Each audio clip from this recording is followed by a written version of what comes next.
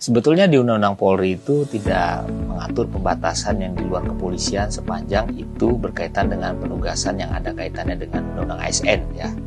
Artinya Undang-Undang Polri hanya membatasi sepanjang berkaitan dengan pasal 28 ayat 3 itu dalam ranah pengisian jabatan-jabatan di luar dari institusi Polri yang memang pengisiannya melalui proses politik ya, seperti misalnya anggota DPR mau mencalonkan sebagai anggota DPRD, kemudian kepala daerah, calon gubernur, bupati, wali kota, atau mungkin menjadi menteri ya, itu memang harus mengundurkan diri. Tapi di luar dari itu maka sepanjang dalam Undang-Undang ASN memang dibolehkan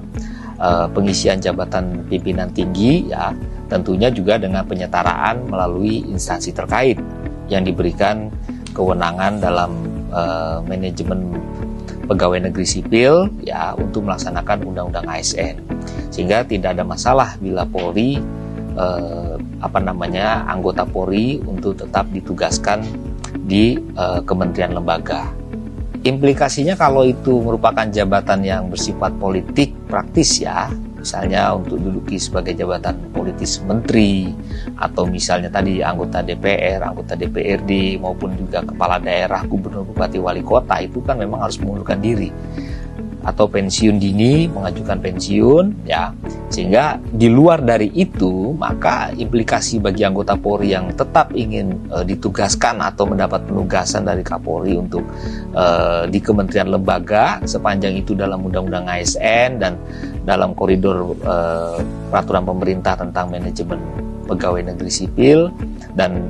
berkoordinasi dengan Kementerian PAN-RB, saya kira tidak ada persoalan ya, karena undang-undang tidak melarang penugasan anggota Polri aktif untuk ditempatkan di kementerian lembaga sepanjang memang dibutuhkan atau diminta dan ada penyetaraan dari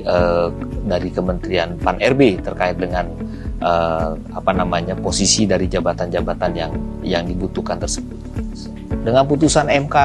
pada hari ini posisinya Polri tetap sah untuk memberikan penugasan anggota Polri di luar struktur tadi ya, sepanjang itu berkaitan dengan melaksanakan Undang-Undang ASN ya, melaksanakan peraturan pemerintah tentang manajemen pegawai negeri sipil, tidak ada persoalan ya. Jadi tetap sah